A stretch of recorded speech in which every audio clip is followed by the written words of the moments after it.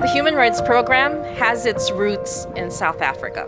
There would be no human rights program without Justice Goldstone telling Father Ted Hesburgh that the best thing that we could do is to train lawyers at a time when human rights is under siege. Well, we came to South Africa to establish our relationships in the global South, and in particular with one of the most important countries in the global South, a leading economy, but also a leading legal center here in South Africa.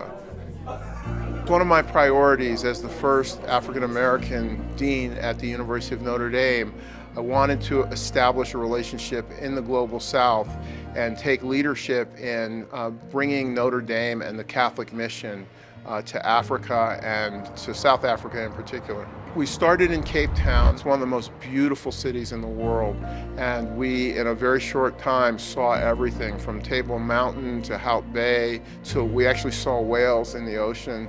Cape Town has everything, and so we're really delighted that we had the opportunity to see it. Robben Island, by far, was the most moving place I've ever been in my life. It was really incredible to be in the same space that Nelson Mandela and Walter Sisulu and other leaders of the fight against apartheid were imprisoned. It's such a stark reminder of how inhumane human beings can be to each other. But it's also a testament of hope, because if anybody could go through that experience in that desolate place and then emerge with a spirit of forgiveness and a desire to not forget the past, but to build the future the way Nelson Mandela did, that's an inspiration for anyone.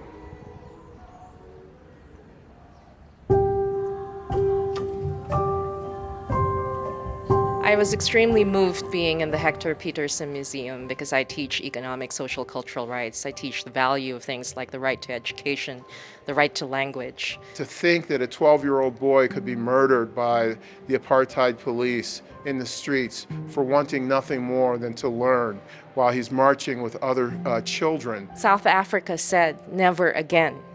The rest of the world should listen. Apartheid didn't just deprive people of rights. It deprived these children of their future. It deprived them of their very lives. And so it's absolutely critical that we see this to be reminded of the importance of the rule of law and of justice. And there's nothing more vivid than students who are seeking to learn and be in an environment where their heritage and their culture, their identities are respected. Johannesburg was also an incredible experience, and one of the most moving experiences here was our visit to the Apartheid Museum. That's a museum that you can't see in one day, but in one day you feel so many emotions. It has such incredible impact, and I hope that everyone in the world gets to see it. I was particularly moved by the exhibit on the role of Americans in the fight against apartheid and the success that people all around the world can have, the impact that they can have in changing an unfair and unjust system by everyone doing their part. In Catholic social teaching, we call that subsidiarity, recognizing that even if you can't do everything, you can do something. We all have to be human rights lawyers. When someone in the Ubuntu is not able to worship, is not able to be who they are, it affects all of us. It harms the collective. And that's so much of what I take from South Africa in this trip. And this is all in keeping with Dean Cole's vision. His vision especially is that human rights in these times need to be defended the most in the global South. This is the only American law school that is intentionally pouring all of its resources to look at the biggest problems on economic, social, cultural rights, civil and political rights. That's part of our Catholic mission. This is why it's completely natural that Notre Dame is here.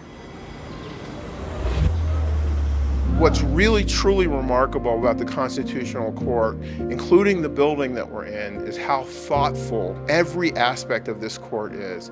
And you can see a reflection of the values of the South African Constitution reflected in the makeup of the Constitutional Court, and you can see it even in this building. Everything in this building is symbolic of the future of South Africa and what the people hope to achieve through its Constitution, and see their role not just to make decisions, but also to educate the people on the importance of human rights, their constitutional rights, their Bill of Rights, and the role that the rule of law plays in a just society. How can you not stand before this court in the wake of this history? And that speaks so much and it resonates so much in the excellent jurisprudence of this court because it speaks with truth and authenticity and it knows the consequences of its judgments and why the rule of law and human rights have to be given meaning. This entire event today rejuvenates what we do at the Human Rights Program. We are launching our new Global Human Rights Clinic, which is going to defend human rights all over the world in tandem with our very own graduates. Since then, we have had the benefit of so many South African graduates coming, or rather lawyers coming to the program to also share their experiences, but to also learn new tools from us in our program in conjunction with many other human rights lawyers around the world. So this celebration right here is a way for us to honor our roots while at the same time deepening our connections to South Africa. There is nothing that makes me more proud than to know that Notre Dame lawyers are out there being a force for good in the world.